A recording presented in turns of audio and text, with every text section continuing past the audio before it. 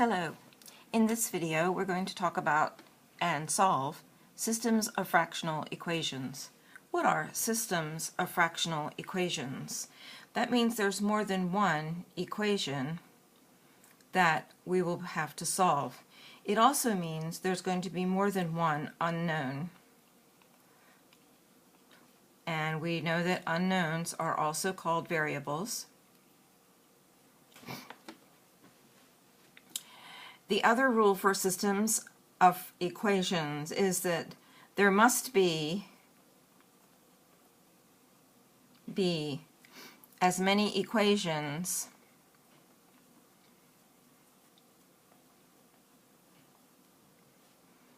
as there are unknowns.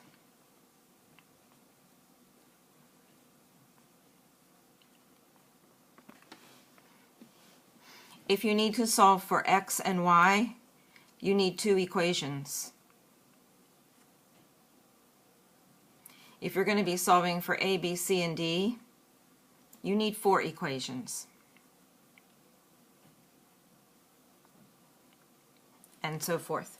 In this video, we're going to solve a 2-equation system of fractional equations, and we're also going to be solving mixed form fractional equations.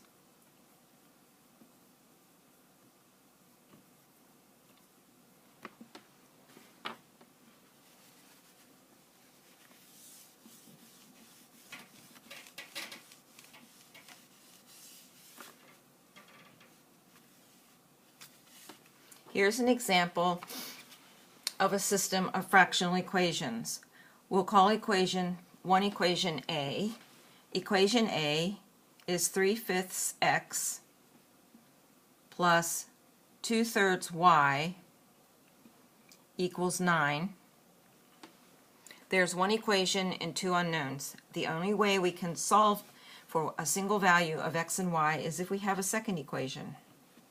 The second equation is 0.05 x minus 0.4 y equals minus 0.57.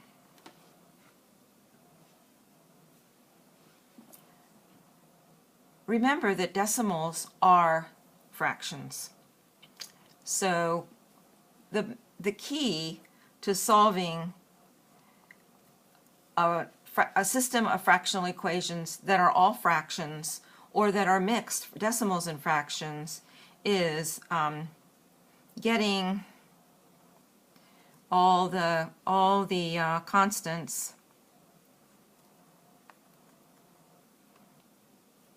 to be integers. Once we get to that point, we're kind of home free. So I would like to start with equation A.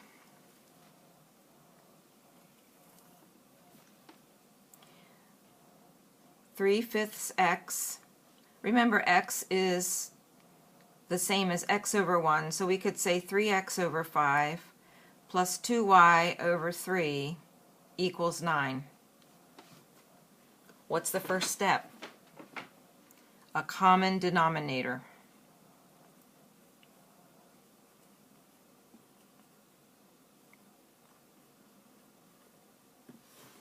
What do we have to work with? We have 5, 3, and 1.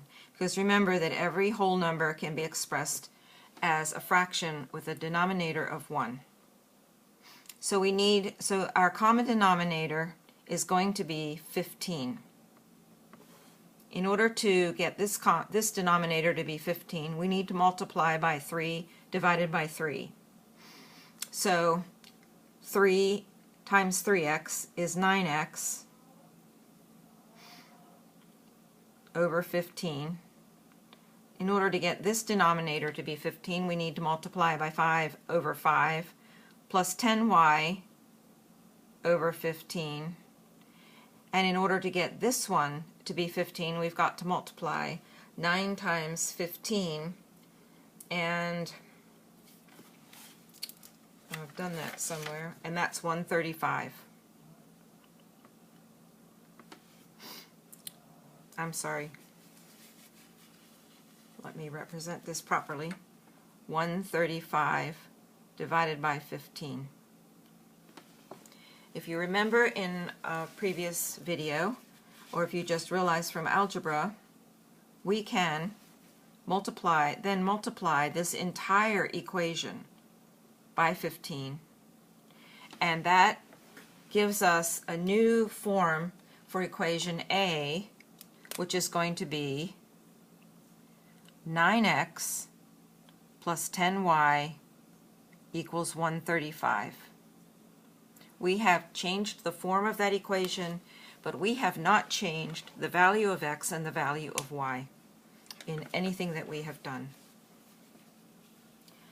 Now I would like to work on the second equation. We need to ask ourselves, what do we want to multiply each term by in order to have the result be an integer?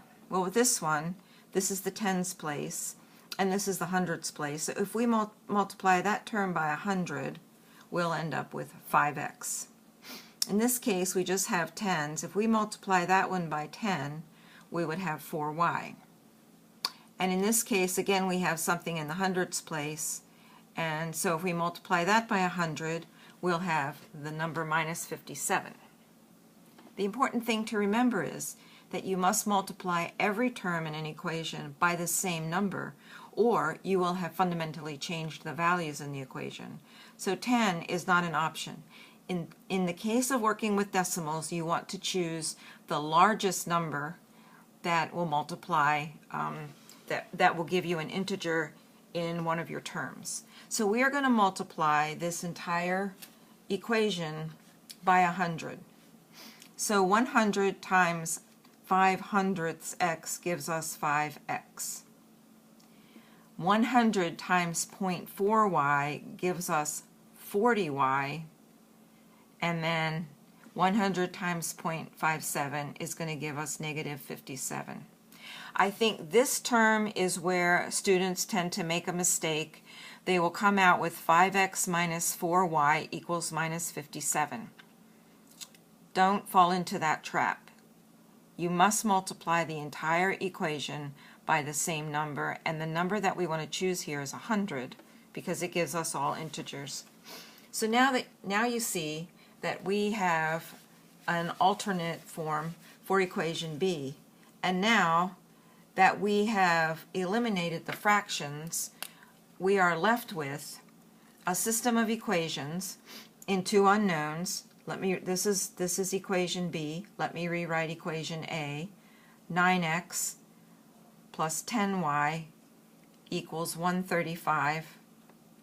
And some of you may already know how to solve that. I will solve that in the next video.